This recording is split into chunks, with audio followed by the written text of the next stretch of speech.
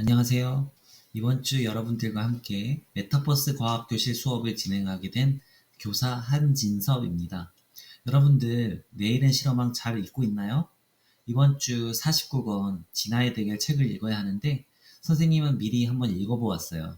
무척 재밌더라고요. 이번 영상을 보고 재밌게 책 읽은 후에 같이 들어있는 키트 호박 화석 만들기를 해봅시다. 그럼 우리가 학습할 내용 살펴볼게요. 크게 네 가지예요. 유전 형질, 진화의 증거, 진화에 관한 다양한 학설, 호박 화석 만들기를 마지막으로 해볼 거예요.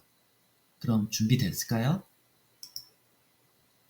그럼 시작해 봅시다. 첫 번째, 유전 형질에 대해서 알아봅시다.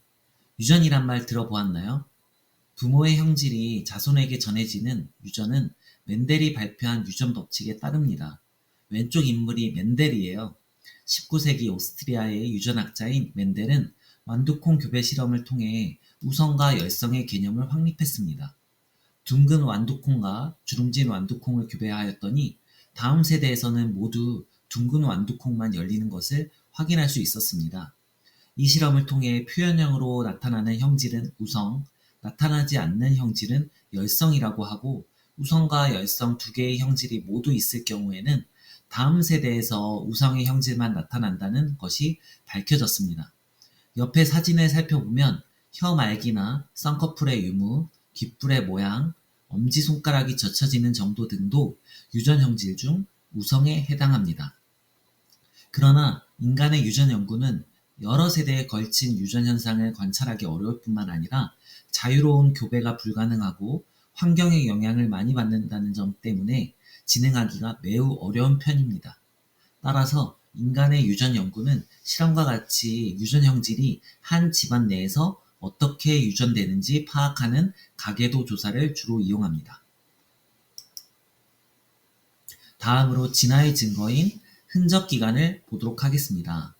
인간을 포함한 모든 생명체들은 아주 긴 진화 과정을 통해 현재의 모습을 갖게 되었습니다. 자주 사용하는 부분은 발달되었고 그렇지 않은 부분은 퇴화되거나 아예 사라져버렸지요. 이렇게 생물의 기관 중에서 이전에는 쓸모가 있었으나 지금은 퇴화되거나 사라져 흔적만 남아있는 부분을 흔적기관이라고 합니다. 우리의 몸에 남아있는 흔적기관들을 함께 살펴봅시다. 송곳니와 사랑니 알고 있나요?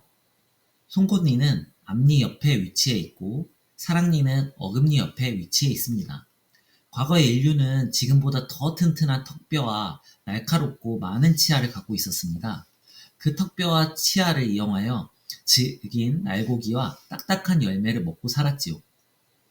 그러나 점차 불과 도구를 이용하여 음식을 조리해 먹게 됨에 따라 턱과 치아의 역할은 점점 줄어들었고 결국 진화의 과정에서 퇴화되고 말았습니다. 특히 돌출되고 날카로웠던 송곳니는 크기가 작아지거나 무뎌졌고 딱딱하고 질긴 식물을 먹을 때 필요했던 사랑니는 점차 나지 않게 되었습니다. 동위근을 보겠습니다.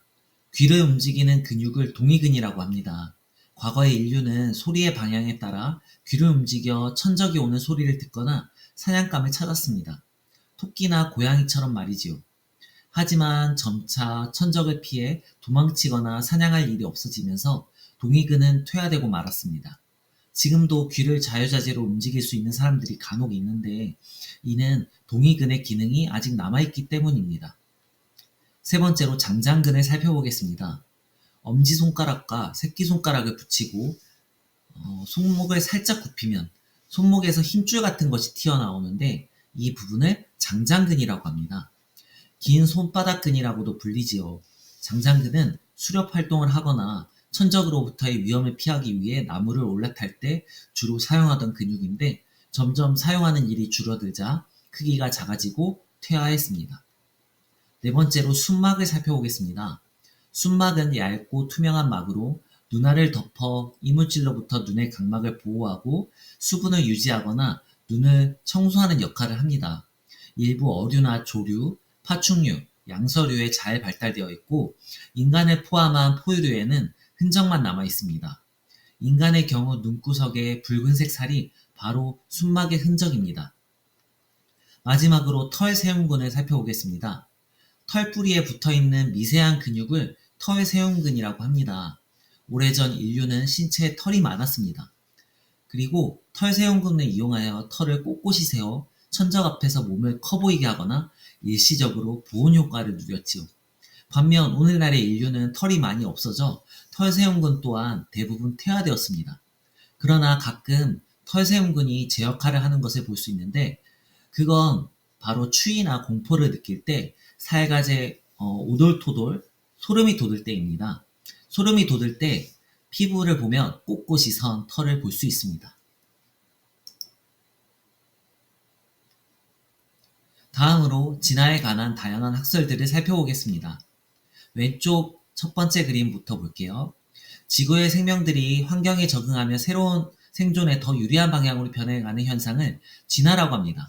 진화에 관해서는 많은 과학자들이 다양한 학설을 내세웠는데, 그 중에서 대표적인 학설 몇 가지를 함께 살펴봅시다. 라마르크의 용불용설이 있습니다. 용불용설은 1809년 프랑스의 생물학자인 라마르크가 주장한 학설입니다. 자주 사용하는 기관은 발달하고 그렇지 않은 기관은 퇴화하여 결국 사라짐으로써 진화가 일어난다는 내용입니다. 지금 기린을 보면 원래 기린은 목이 짧았습니다. 그런데 높은 곳에 잎을 먹기 위해 목을 자꾸 길게 뻗어서 목이 점점 길어졌습니다. 그리고 오늘날 기린은 긴 목을 가지게 되었습니다. 이것이 라마르크가 주장한 용불용설입니다. 그러나 이후 후천적으로 얻은 형질은 자손에게 유전되지 않는다는 사실이 밝혀지면서 라마르크의 용불용설은 더 이상 진화를 설명하지 못하는 학설로 인정받지 못하고 있습니다. 그 다음 다윈의 자연선택설을 보도록 하겠습니다. 왼쪽 아래 그림입니다. 생존에 유리한 형질을 지닌 생물만 살아남아 자손을 남기고 그 과정이 반복되어 진화가 이루어진다는 학설로 영국의 생물학자 다윈이 주장했습니다. 자연선택설에서 진화가 일어나는 과정은 아래와 같습니다. 원래 기린은 목의 길이가 다양했는데 생존 경쟁에서 목이 긴 기린이 살아남았습니다. 그리고 목이 긴 기린이 자손을 남기는 과정이 반복되어 기린의 목이 길어졌다는 것이 다윈의 자연선택설입니다. 우선 자연 상태에서 많은 수의 개체가 생기고 그 과정에서 개체 변이와 생존을 위한 경쟁이 일어나지요. 이때 생존에 유리한 형질을 지닌 개체들이 살아남고 그 개체들이 자손을 남기며 진화가 이루어진다는 것입니다. 그 다음 오른쪽 위에 달맞이꽃을 보도록 하겠습니다. 더프리스의 돌연변이설인데요. 네덜란드의 식물학자 더프리스가 주장한 학설로 돌연변이를 진화의 가장 중요한 원인으로 꼽았습니다. 더프리스는 달맞이꽃의 유전을 연구하던 중 어버이 계통에는 없었던 새로운 형질이 나타나는 것을 관찰하였고, 이러한 형질이 다음 세대에도 유전되는 것을 발견할 수 있었습니다. 이를 근거로 하여 더프리스는 돌연변이에 의해 새로운 종이 만들어지고 진화가 이루어진다고 주장했습니다. 그러나 돌연변이는 대부분 생존에 불리한 방향으로 일어난다는 점과 돌연변이만으론 진화를 주장하기엔 힘들다는 점을 들어 돌연변이설에 대한 비판이 제기되기도 했습니다. 마지막으로 오늘날의 진화설 오른쪽 아래 그림을 보도록 하겠습니다. 오늘날의 진화설은 자연선택설, 돌연변이설 등 여러 가지 학설을 종합하여 진화를 설명합니다. 즉 지리적 격리에 의해 종이 분화되고 돌연변이가 일어나 새로운 형질이 가진 개체가 생겨났으며 환경에 적응한 개체만이 자연 선택되어서 살아남게 된다는 주장입니다.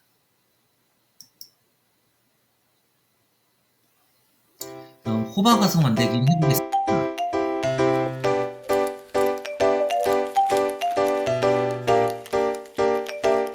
그 다음에 시청한 후에 만들어보세요.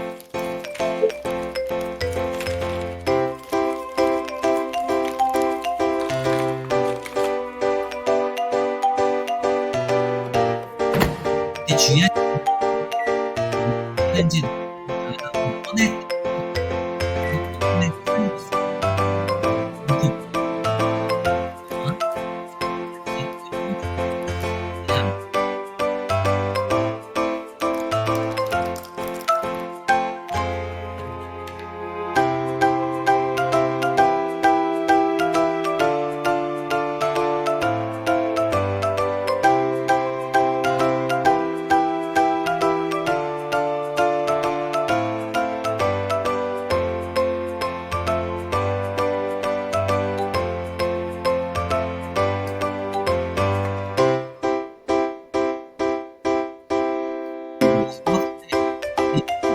재료는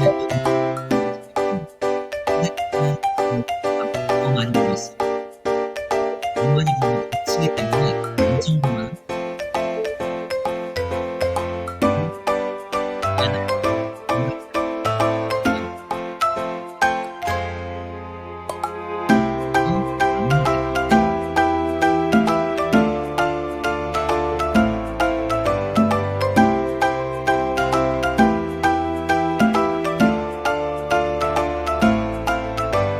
상태를 붙여도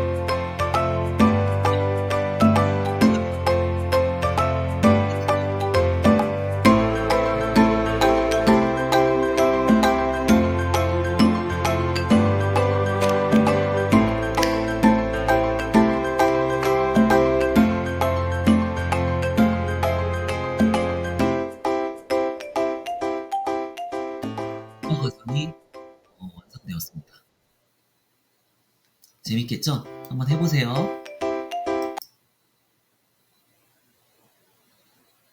모두 잘 보았나요? 열심히 들어줘서 감사해요. 이제 내일은 실험왕 진화의 대결 책을 읽고 호박화석 만들기를 한번 해보세요. 그리고 다 한 뒤에 느낀 점을 팅커벨에 적어주세요. 꼭. 그리고 호박화석 만들기 한 것을 사진 찍어서 같이 올려주세요. 그럼 안녕.